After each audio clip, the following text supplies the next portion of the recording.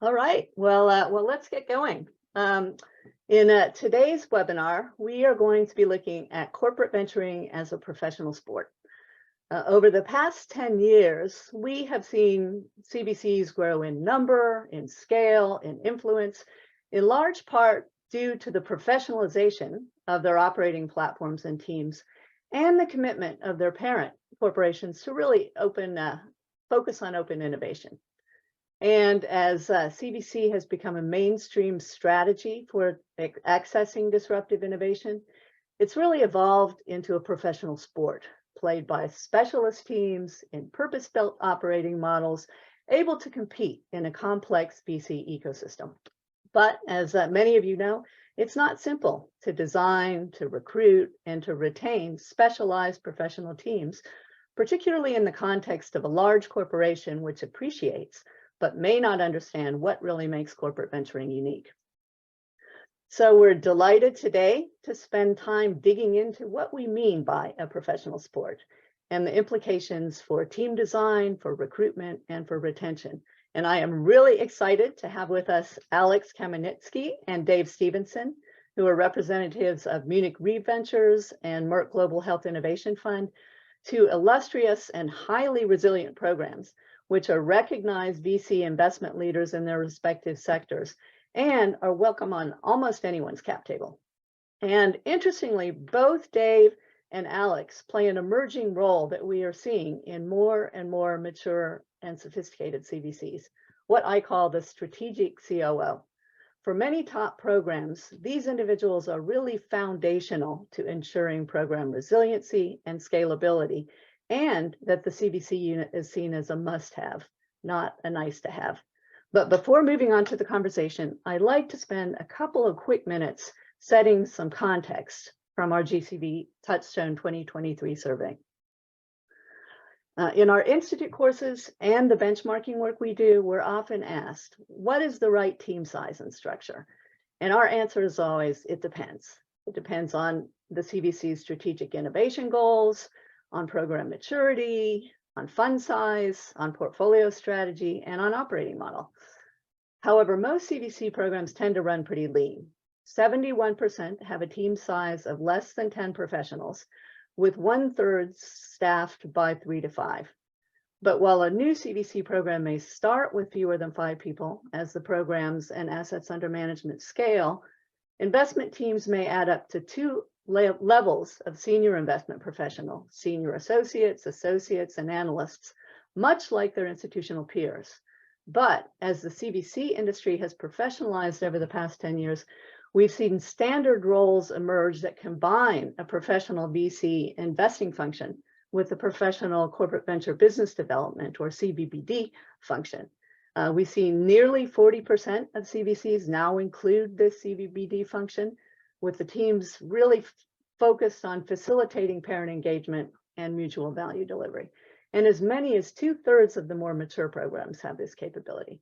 Most CVCs start with the investment function, with the investment team double-hatted, also responsible for engagement. But when the portfolio reaches critical mass and maybe a second fund is raised, we see CVCs looking to formalize and institutionalize that capability for impact, delivery, and scale. And this is also the point where strategic portfolio management and operations and communications become more important. But although most professional investment teams are increasingly recruited from the outside, internally sourced resources play a critical role in wiring the parent for CVC program impact. But blended teams from the inside and the outside and different rules create additional layers of complexity, differentiated career paths, and compensation for a small specialized group is both technically and politically challenging. And in our book, Corporate Venturing: A Survival Guide, we talk about a distinguishing characteristic of fifth wave corporate venturing being the adoption of an end-to-end investing approach, which is fundamental both to portfolio financial performance and to the delivery of that endgame strategic impact that's needed to persuade the parents of the continuous value of the corporate venturing programs. And we're seeing the CVBD, or portfolio development platforms, as really being a competitive edge for corporate venturing programs, and really, a different professional skill set than investors, and a mechanism for freeing investors to focus on investment and avoid conflicts of interest with the business.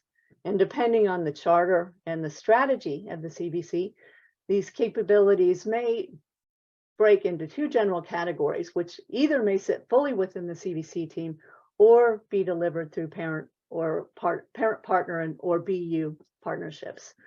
And one category is around enabling parent partnerships and providing strategic innovation advice. And the other is more like a VC platform, where providing operational support for the venture and for ecosystem development. So finally, the most challenging topic for many CVCs is compensation.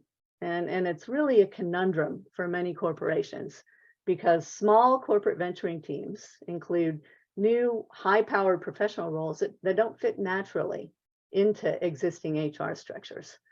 But recruiting and retaining a high-quality team is really foundational to corporate venturing program performance and longevity. CVC teams win by blending skills to build really a high-performance integrated engine that only grows more valuable as an entity over time. Because corporate venturing in many cases is a harder job than venture capital, because there are complex interconnected ecosystems, both internal and external. And the loss of key people means the loss of network equity, and the lack of retention means no bench. So compensation is really a balancing act, and it needs to make sense both internally and externally. And often in the early days, recruitment approaches are often ad hoc and exception-based for key individuals. But of course, this is not sustainable over time. And if key individuals are not rewarded to stay in place, they will be trained to leave, and often at the point when they are primed to add the most value.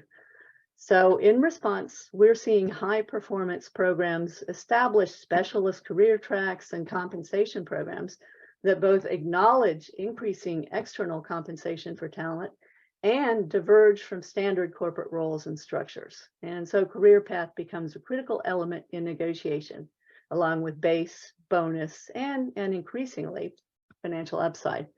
But it's important to note that compensation and retention, particularly when introducing financial upside incentives like carry, is often part of a bigger strategic discussion around program goals, fund commitments, and operating model evolution.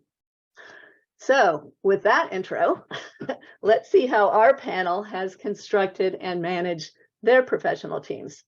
So I'd like to kick off the conversation by asking our two panelists to introduce themselves and their programs. Tell us a little about, when your program was established, what it's chartered to do, how it's structured, how big it is, and a little bit about your personal role as the COO. So Dave, as the older program, which was established coming out of the financial crisis of 2008, 2009, tell us a little bit about Merck Global Health Innovation Fund. Sure, I'd be happy to. So as Liz said, I'm Dave Stevenson. I am the COO of Merck's Global Health Innovation Fund. We have been around since 2010. And what's a little unusual is, so I work for a big pharmaceutical company, but we invest in digital health. And so we're not a traditional pharmaceutical venture fund that would invest in molecules. And that means we've set ourselves up a little bit differently than a typical pharmaceutical venture fund would. We started as a $250 million fund. We are now a $500 million evergreen fund. We've evergreened twice in that time span. We currently have about 40 portfolio companies. But when we started, we had a small team of only 4 of us. There were 4 managing directors. We're all still here. All of the founding partners are still here, which is also a bit unusual to have people that have been around for 13, 14 years. But as the fund grew and as our portfolio grew, we started adding additional managing directors, as well as some senior associates at the lower level. And then we also added in some portfolio support personnel to work with our portfolio companies and help them work with Merck to ensure that they get the impact out of those partnerships. So currently we have 10 in our team. And I would say overall, it's been quite the odyssey within Merck. I think the other thing maybe I should also point out is that in the 13 years we've been here, we've had 9 reporting relationships. So we've had to be fairly resilient in how we think about our value proposition back to Merck. And then Liz, I guess you also mentioned my role. So my role is actually a hybrid role. I am an investor like the other managing directors, but I also have the COO role. I like to joke that it's not really the chief operating officer, it's really the chief other officer. I do all the stuff no one else wants to do. So it's the financial reporting responsibilities and making sure that we do the portfolio management aspect of reporting back to Merck and making sure there are no surprises. It's the marketing and communications piece. One of the critical components of how we manage Merck is, look, Merck is my sole LP, but we manage them like they are a traditional LP. So there's monthly reporting, but there's also a lot of communication back around what's in the portfolio, what we're seeing, where we're going to invest. And then just the general administrative and operational oversight of the fund as well. So it is really a hybrid role, but it keeps everything moving together. And then the biggest piece is really the strategy piece, which is all of our investment theses roll through me and are a function of how we work with Merck to understand their needs, translate those back into use cases, and then take those back into our external view of the world. And can we source capabilities that help solve some of those needs? So that's sort of a high level overview. And you also have team responsibilities too, don't you? I do. So the senior staff reports into me, or the junior staff reports into me as part of that responsibility. Great, great. So Alex, tell us about Munich Re Ventures. Absolutely. Thank you, Liz, and great to be here. Munich Re Ventures started in 2015, and similar growth story in terms of $50 million fund off balance sheet, focused on just one of the business units within the broader Munich Re. And where we are now, over $1 billion of assets under management, about 30 people on the team, and structure-wise, we've evolved from being off balance sheet to a GP-LP structure, still completely captive within Munich Re, but we have effectively an identical structure in terms of all of the legal entities and how they interact with each other. Almost 60 portfolio companies, and in the short 8 years, continuing to demonstrate both financial and strategic results for Munich Re. In terms of my role, similar to what Dave said, it's a lot of everything. So I'm not directly involved on the investment side of things like Dave, but I am in our investment committee, so part of the decision-making process in terms of what investments we should be making.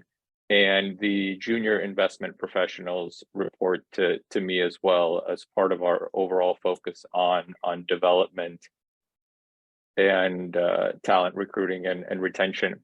In terms of day-to-day, so it's all of the traditional functions of the COO, so operations.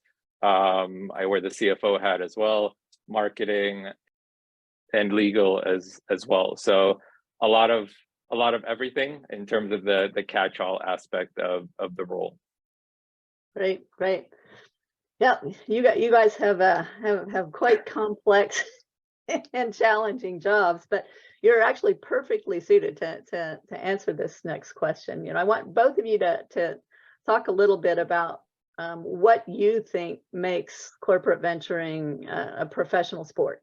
So why should these programs be set up to invest with specialist VC teams and not just partner with startups and make ad hoc investments? So Alex, you want to start with that one? Sure. You mentioned this earlier, just like a team in a sports environment is built to compete and win. It's a similar mindset. It's a similar approach here. So whatever environment you're in, you want to be building a team that is going to be set up to compete and to win. And that's both internally and externally focused, which is unique for a CVC. The whole concept of ad hoc investing or only investing part of the time, that's not that's like playing in some of the games throughout the season, but not all of the games. So you're either in it and you're competing and playing, or you're not. And building a specialist CVC or VC team, it really is. You might have roles that are more important than others. You might have individuals that are key individuals, but at the end of the day, and just like in a team sport, it really does require everyone. That particular role, whether, of course, nothing can happen without the investment professionals, because you're not going to have any investments and the rest of the team isn't going to have anything to do.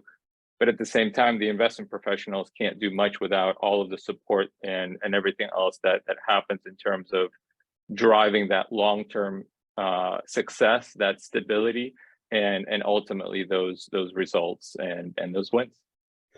So Dave, what? So I have a really similar answer. And I mean, look, part of it is, I think you alluded to earlier, the size and structure is, and it depends. And frankly, the building this as a team sport, it depends on what you want to get out of your CVC program. Look, anyone can do venture, right? You have a logo, you have a checkbook, people will take your money. It's not hard to do, but it's about getting impact, right? And if you want to build your program to deliver impact to the parent, which, is generally a good idea if you want to stick around, you have to have these different skill sets, right? You obviously, you need investors who are savvy and understand the market, but you also need people who can reach back into your organization, translate their needs into use cases that you can then go and really consult to the business and help solve their needs through external innovation. And that takes a variety of skill sets. And even within our team, look, we have ex-consultants, we have ex-investment bankers, but, we also have like PhD molecular biologists, and then we have IT professionals. You need a variety of domains and expertise to really build a well-rounded team that can meet the needs of the organization. And if you don't have it, it just, again, you can do venture, you're just not going to have the same impact that you would if you have a really, really well-rounded team. Right. Well, we had a quick question from Martin Chesky before we move on around why it is in both of your organizations that the junior investment professionals report to the COO. So why was it set up that way as opposed to reporting up through other? So I can answer first. You don't have to do it that way. I think for us, we did it intentionally for two reasons. One was just from a development perspective. We wanted to make sure that there was consistent cross-functional development of our junior staff. And that goes to the second piece, which is I can allocate them by putting the decision right with me to allocate the staff to different deals and projects and portfolio companies. I can ensure that A, the work balance is effectively covered, but then B, that I don't have somebody getting pigeonholed in one area and not getting developed in another, because look, we're all human, but typically I'll go to my best financial modeler if I need a financial model built, but that's not in the best interest of my team to develop all those capabilities. Got it. What about you, Alex? Is anything to add to that? Dave is spot on. It's exactly why we set it up that way. It provides a greater focus on, especially as the junior investment professionals are building that foundation in terms of who they are as an investor. It's part of my role to make sure, as Dave said, they are getting a variety of experiences and exposures to different investment leads, different approaches, sector situations, and ultimately they're building that foundation. So once someone gets promoted from senior associate to principal, they then report to one of our managing directors, and it becomes more of an apprenticeship model where now it's situational development and training, what happens in the boardroom, what happens here. And it's much more of a hands-on with an experienced investment professional once that foundation is built. Good, good. That makes a lot of sense. So sticking with the sports metaphor and the team sport, you know, what can you talk a little bit more about what you see as the key roles or functions within your team that are really foundational for your performance? Dig into a little bit more, you know, what the investment team looks like, what each of the different groups does. So Dave, you want to start with that one? Sure. So, and look, everybody's set up a little bit differently. You know, so we have our managing directors, and largely they're responsible for specific business units within Merck. In our case, that's functionally split up, but you know, we just think of them as business units. And they own the relationships in the business, and need to understand the business's overall needs. And then they go off and scout and look for deals and try and find, you know, external companies that meet a lot of those needs. So, you know, our folks really are, our managing directors really are embedded in the business in terms of having deep relationships and understanding those needs. That said, once those deals are done, we have a portfolio development function, and that responsibility is really to shepherd sort of the purchasing process, or when our portfolio companies look to partner with Merck. Obviously, that can be a long and onerous process with a very big corporate entity. Their job is to reduce friction there, to try and make sure those deals go faster. As well as to track those deals and make sure that both parties are living up to their obligations in the partnership agreement, and then tracking the impact that comes out of those deals. And then, as I said, we have the junior staff underneath who really are there to help cut across all deals. And then the last function is we actually outsource all of our legal. We use external consultancies. We do have, you know, Merck Legal that has to sign off on things, but we found that our external counsel is much more cost efficient in terms of our ability to get deals done and get them done quickly than if we used internal counsel. They just don't tend to get the venture angle. And obviously we can also, some of those deal fees wind up getting pushed back into the deal anyway. But again, we outsource all our legal. Great, great. So Alex, tell us a little bit more about how the Munich Re team is organized and what each function does. Absolutely. We're, in terms of resourcing and support, there's the operations side of the house that we're here to make sure that the investment professionals and the portfolio development professionals are as effective and efficient as they could be. So really enabling those two functions to do what they do best. And so from a legal standpoint, we have a GC that's in-house who came from a firm that was doing VC transactions. So bringing that capability in-house, but also leveraging external counsel has been a really valuable balance for us to be able to handle that kind of volume, but also have that expertise in-house where at any point, any questions, any type of guidance, we have someone that's been here and can quarterback all that.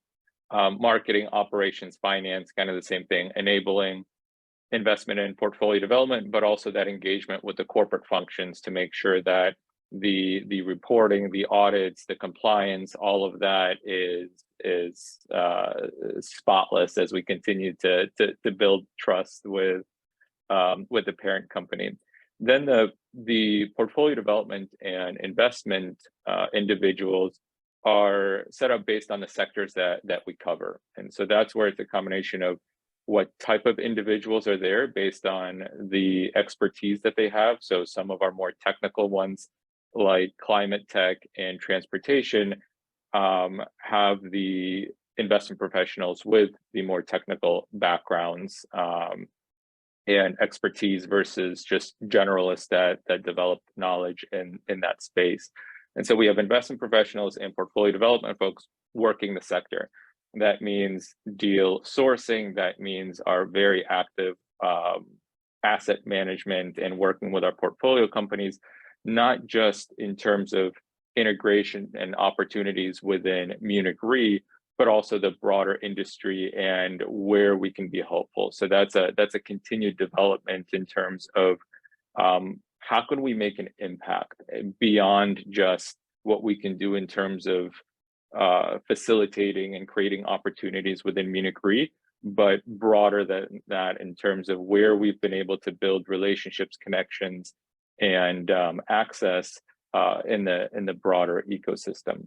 But yeah, resourcing is really built around the 6 sectors that we cover to make sure that we have the appropriate expertise and the appropriate resources to be able to effectively execute on kind of the playbooks that we develop within each sector.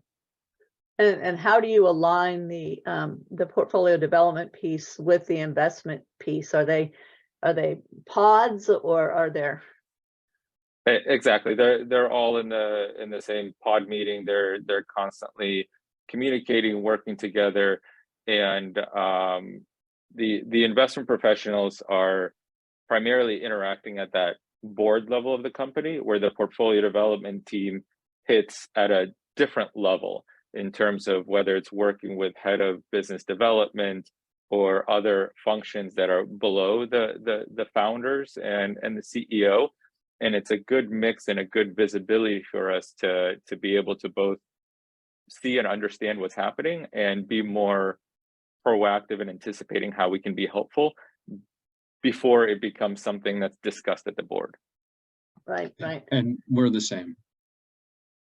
Okay, well, interestingly, we have a question that kind of relates back to your operational role, asking about do your parent companies present you to their own shareholders, and how much interest do the shareholders take in the CBC program, and do you have specific targets in terms of contributions or measurable value that you add to the parents? I know, Dave, you actually did have a situation where you impacted EPS, right?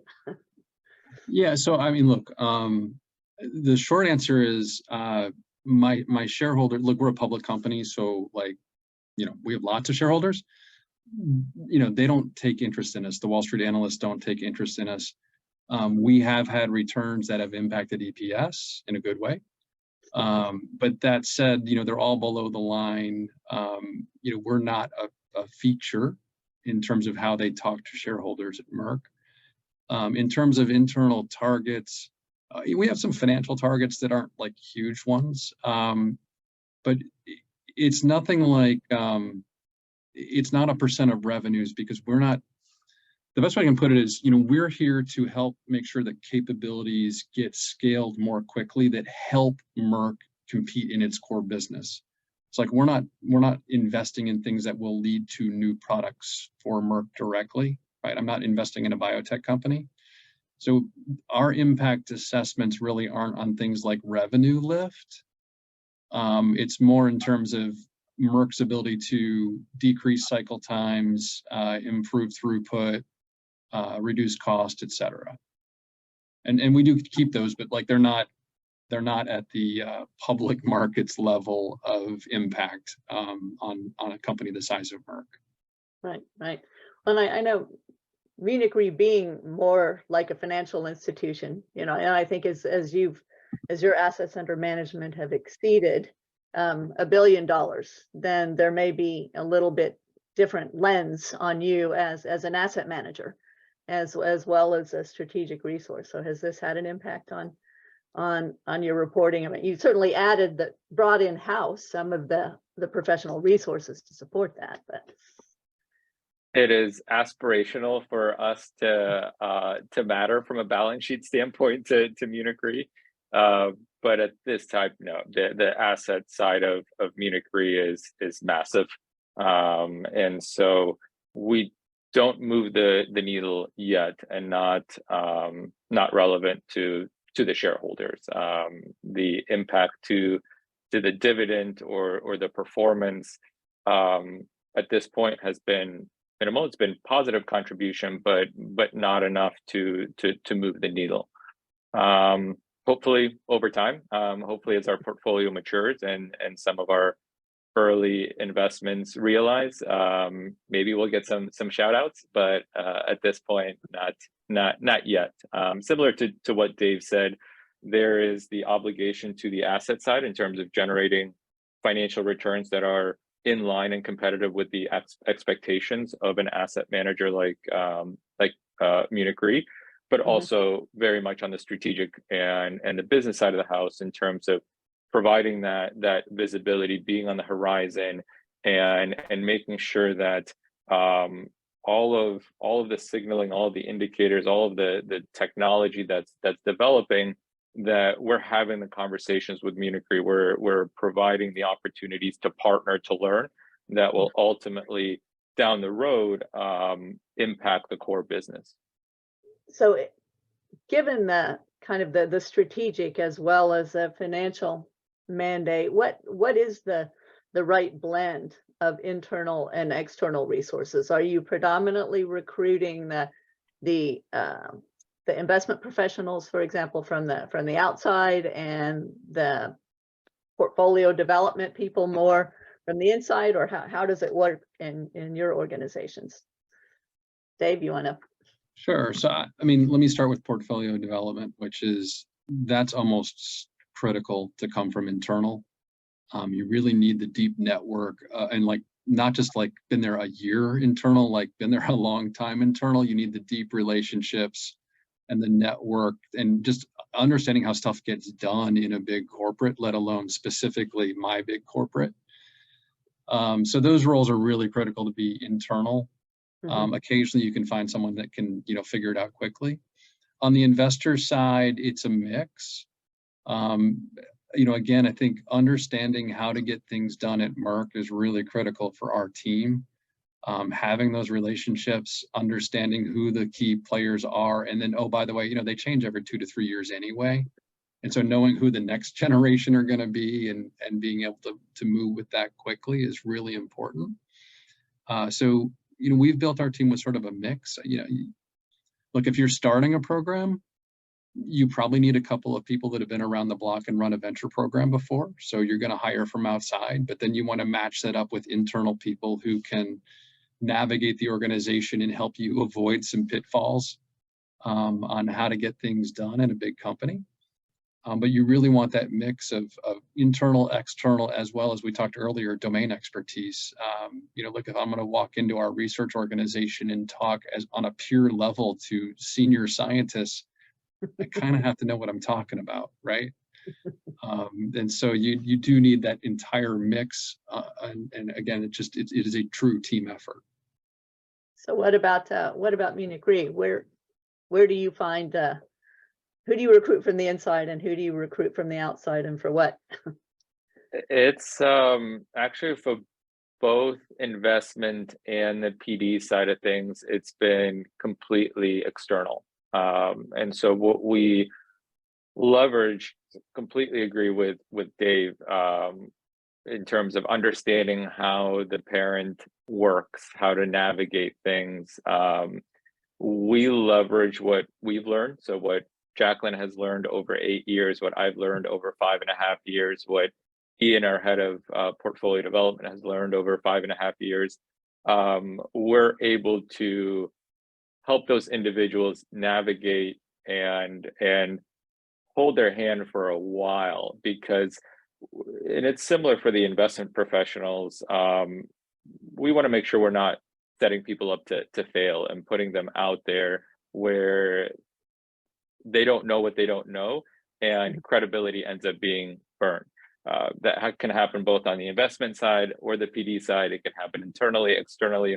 We're very careful and very mindful of that, because once that happens, really hard to recover from that. So we spend a lot of time making sure that individuals are observing and learning before they're out there and doing and navigating on their own. But we have found success in terms of whether it's a particular background specialty. On the PD side, it's a lot of former management consultants that have also had some sort of business development partnership experience. So they understand the critical aspects of the job. Is just integrating the Munich Re specific parts of it. And this is where we find the balance, because we ask them to not only navigate Munich Re, but organizations and companies outside of Munich Re as well. So it's a bit of a balancing act in terms of finding the right individual with the right foundation and skill set that we can build upon.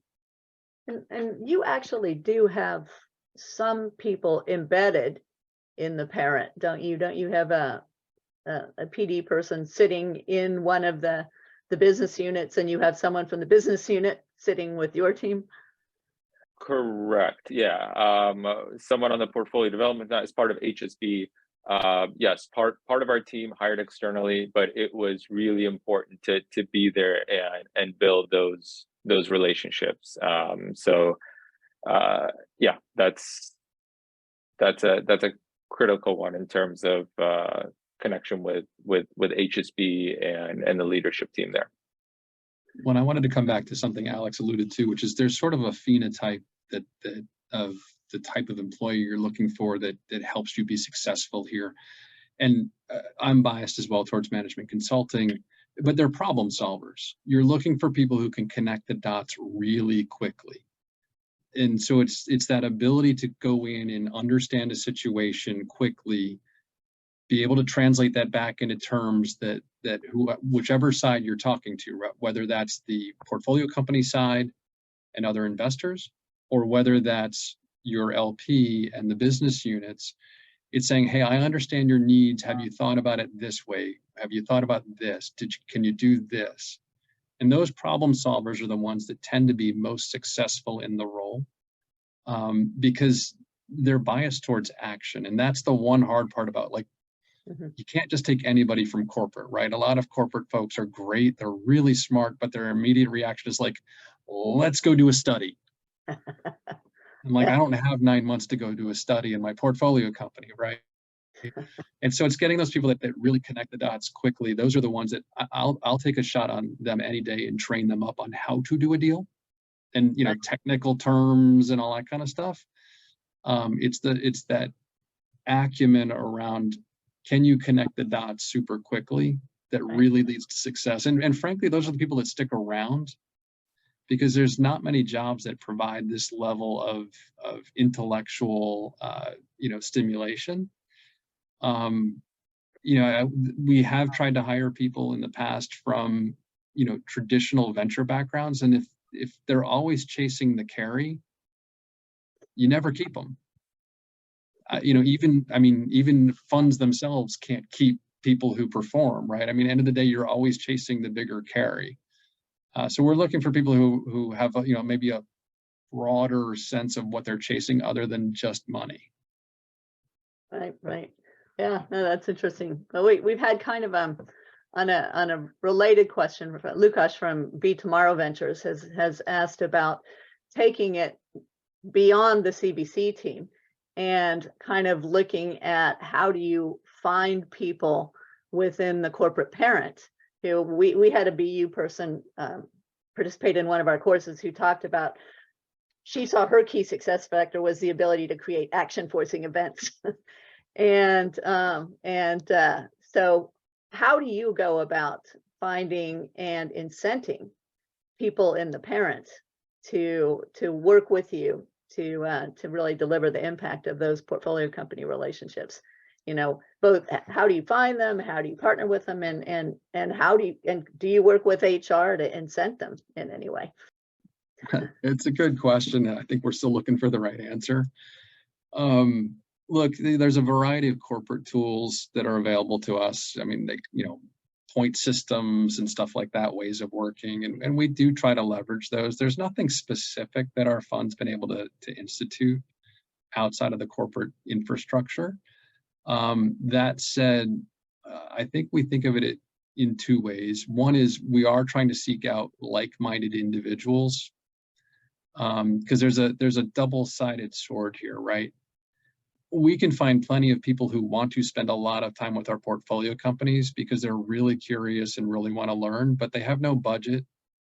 They have no intent to actually do anything. And so it's a complete waste of time for our portfolio companies. So we try to protect our portfolio companies on some levels from Merck personnel, in that we're trying to qualify leads for them to make sure the time spent is well spent. But that said, you know, the other thing we do is I would say we try to reduce friction more broadly around Merck's ability to interact with our portfolio companies. And so it's not just about, you know, monetary or recognition incentives. It's also about, like, we have a limited amount of budget that we can apply to off-cycle projects, right? Which, you know, so instead of having to wait a year for the budget cycle to kick around again, we can kickstart with some money, assuming that the Merck, the business unit, will pick up the rest of the check in the following budget cycle. So it's finding those creative ways of reducing organizational friction, I think, that really get you those relationships and help people understand, like, we are here to help you. Yeah. Right. We're trying to solve your problems, and we're bringing tools beyond just venture. We're bringing budget. We're bringing consulting expertise. We're bringing tools that help you solve your problems. Yeah. And, you know, we get a lot of really good qualified leads that way. We also get a lot of really, you know, unqualified leads, but you sort through it. And I think, Alex, I understand you have had you've taken a somewhat structured approach to BU onboarding, right? And to actually kind of getting them prepared to deal with you. Can you talk a little bit about, you know, how you have kind of picked and work with the business units and incent them? There's no direct financial incentive. That's for sure. It's getting them to engage through seeing value. So yes, there's structured onboarding and a lot of various educational moments in terms of this is how we work, this is how the engagement works, this is what leads to a successful collaboration. Then the other structural aspect of it is we essentially have, similar to what you would see in institutional VCs, as advisory boards. And so we have internal advisory councils that we call, VICs, Venture Insight Council. So each sector has senior managers that are in charge of business units that are relevant to that sector. And we meet with them at least on a quarterly basis and talk about strategy, what we're seeing, what they're seeing. And it's part of an ongoing higher level strategic conversation in terms of what's important, what's relevant, what are you seeing, what are we seeing, kind of building their brain a little bit, them helping us understand what they're dealing with. Then there's one layer lower, and those are more the conversations with the folks that can make things happen. They have the budgets, they're able to partner, they're able to engage. We bring some of our portfolio companies to speak in those in those groups, and they're also leveraged for due diligence purposes as well whenever we're evaluating companies. And so we are constantly having conversations with folks internally in terms of where are you seeing value, and we're constantly adjusting to make sure that it really is a two-way street, where anytime we're engaging with the business, we're getting something out of it in terms of whether it's diligence, learning, or better understanding, and they're getting something out of it as well, whether it's the same thing, additional knowledge, understanding, just even things like one of the feedback we received was when I speak to my client companies, I'm able to speak about technology or things, and it makes me look better, and things like that matter. It's simple, but that type of engagement, that type of conversation, and what we try to do is really have a full loop communication in terms of, it's not just we'll throw something at you and you never know how it ends up, but if we're asking someone for due diligence, we'll follow up and let them know this is why we moved forward or this is why we didn't. So there's a constant education and calibration exercise that's happening with the parent company, and it's appreciated, and it drives further engagement because value is seen. Right, right. Yeah, no, that makes sense. Looking at kind of moving on to kind of the big question for everyone around recruiting and retaining talent. So what have really been your key learnings, and how have you gone about creating any sort of, specialist career track or a compensation approach as the program has matured? So I know, Alex, you guys have come a long way and have done quite a bit of work as you've evolved from, the original $50 million. So what have you learned, and kind of what have been the steps in your evolution? Absolutely. We started hiring more junior folks fairly early. And what's worked out well for us is that as we scale, we now have, and we need people in more senior positions.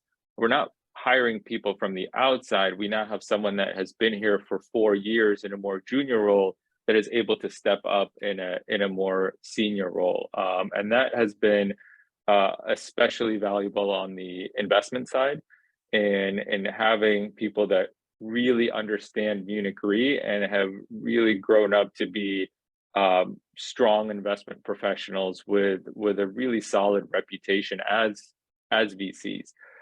So our ability to bring on talent, our culture is a big part of that in terms of who we are, who we already have here, and the type of impact that individual will get, especially the younger ones, and the type of development they'll get here. So it's a team where you're making an impact because of how flat we are and because of what we're able to do.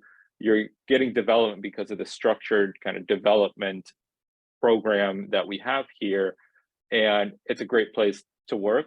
On top of that, we have been able to put together a compensation package that's competitive as well, in terms of not just from a pure comp standpoint, but driving the right incentives. There is the financial incentive, and then there's a natural incentive that if we deliver on our financial results, the strategic value will be there. It's in our best interest. It's our core value add to connect the portfolio companies and demonstrate that value add, that we can make a difference by opening up access to Munich Re and the broader industry. So there's a natural incentive there, in that even if we're purely financial, we're still going to be doing the exact same thing on the portfolio development side and the strategic side, because it's a no-brainer for us. And perhaps even more so. So Dave, what about you? You've had a little bit of a different path, but you have a stellar retention record. So what have you done over time to ensure that, as the people get to the point that they're really delivering impact and are highly valuable, that they don't go anywhere? Well, so I think we're still figuring it out, right? And I will say, look, Merck's been very corporate about this, so we are limited in terms of what we can do. We've not been able to figure out a faux carry or anything like that. But that said, part of it's our evolution. We started with headcount restrictions, but no budget restrictions. So we started with 4 managing directors, and we did not have junior staff because we outsourced it all. Because it was about having the most impact, right? And so, the 4 managing directors are still here. And a lot of that has just been because, Merck is a large corporate and pays well. And, even though the carry thing hasn't worked out, the comp is more than fair. And we've been able to structure long-term retention policies that make sense for people to stick around. As we bring our junior staff up, we're following exactly what Munich Re is doing, right? It's promoting in place. And that, look, full candid, like, Merck's a pain in the shorts about that kind of stuff. But we've been able to push them through, and as long as there's upward mobility, the That's team it. stays because the job is phenomenal, the pay is good, and it's there's really no other platform you can jump to that has this kind of impact. You talk about a team sport, you're playing for one of the Premier League teams. Yeah. We've all had offers to get poached to go somewhere else. And you start evaluating it and you start looking at like, well, okay, like it's roughly the same money and I can run my own show, but like I'm a 1-man or 2-man shop and like I got to start all over. Ugh. Like, right. So the growing the team and growing that culture really becomes self-sustaining, both within the team, but also within Merck and also within the ecosystem. I mean, you not so jokingly said, almost anybody will happily take us on their cap table. And Right. that's been a long earned reputation that, really makes a big difference. People return our calls. Right. Right. Yeah. No, it's interesting. Greg Watson in the Q&A has asked, how do compensation levels compare with BC norms? And Carrie may not be there, but total comp may compare well. I think, as you pointed out, Dave, that pharma certainly has levers Yeah. that are not So, I mean, available.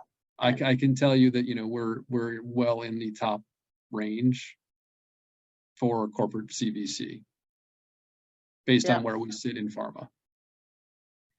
Right. And because you are competing with VCs often for talent, and We you're do, sitting and side look, I by mean, side. there's silly stuff that pops up. I mean, not to tell too many tales out of school, but like, we had a really good managing director we'd hired into Europe. She was based out of Spain, and we lost her because, Merck did well, this is what I pay a managing director in the US, but this is what I pay a managing director in Spain. Right. Yeah. And you're like, but we're not competing on that level. We're competing on a global level. And they're like, well, this is what we'll pay. Yeah. Right. And, so she found a better opportunity and left and got paid what she was worth. So like there's limits to what we can do in terms of fighting corporate bureaucracy. And on the does Munich Re still have people in other regions outside of the US? We do not know. Very much a centralized model with global coverage.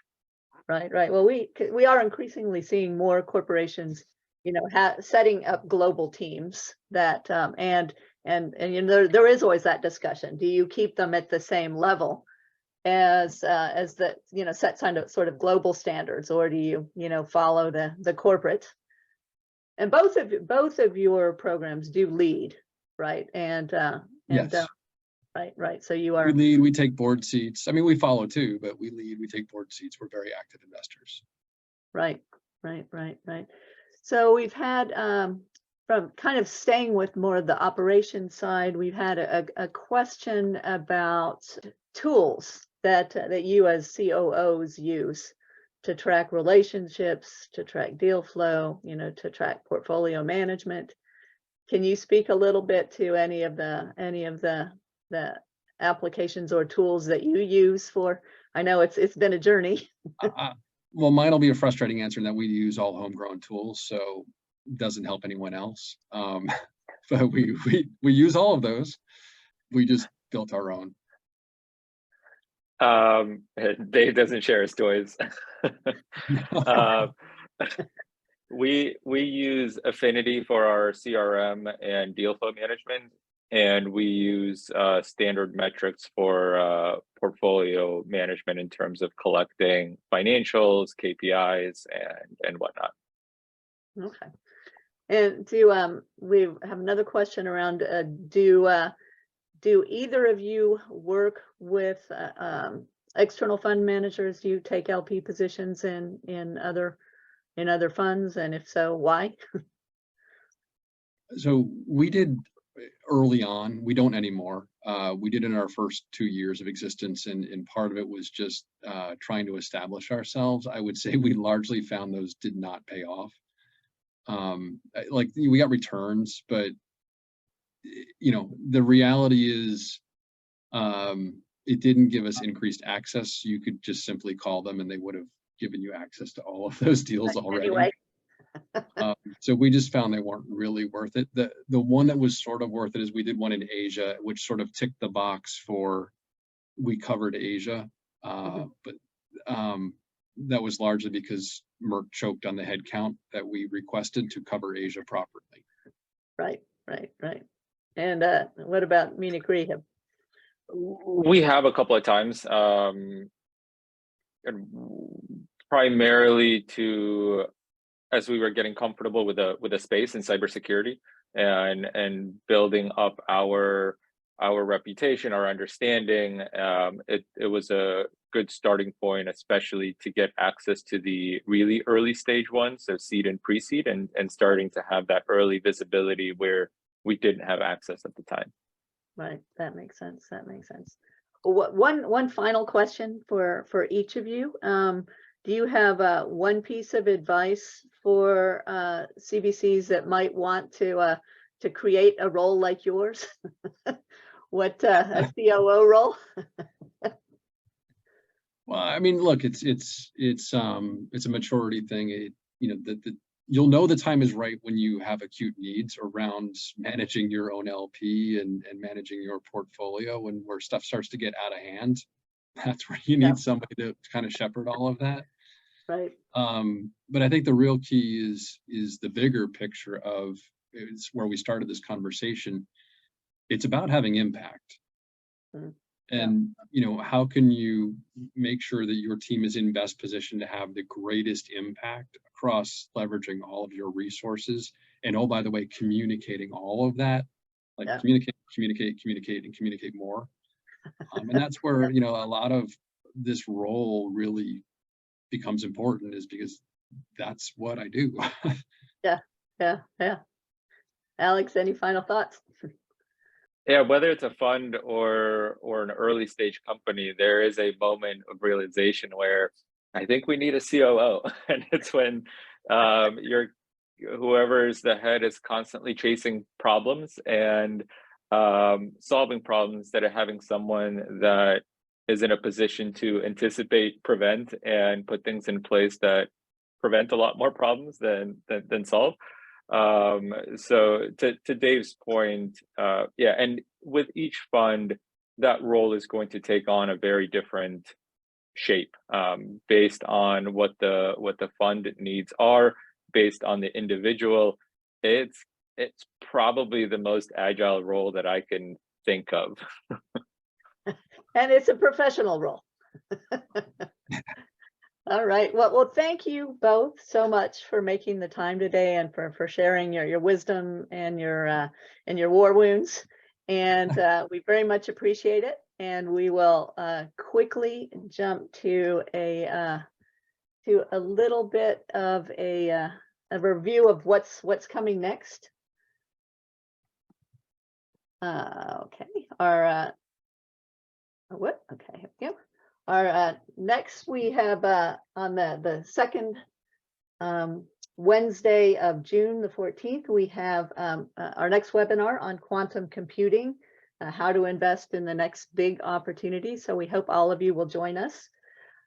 We do have a number of events upcoming. The GCV Symposium will be taking place in June, and we'll be continuing some of the conversations we've had around CBBD at a roundtable at that event. So we hope that a number of you will join us. We have events coming up in October in New York and in Brazil, and in November in our GCV Asia international delegation to Japan in Tokyo.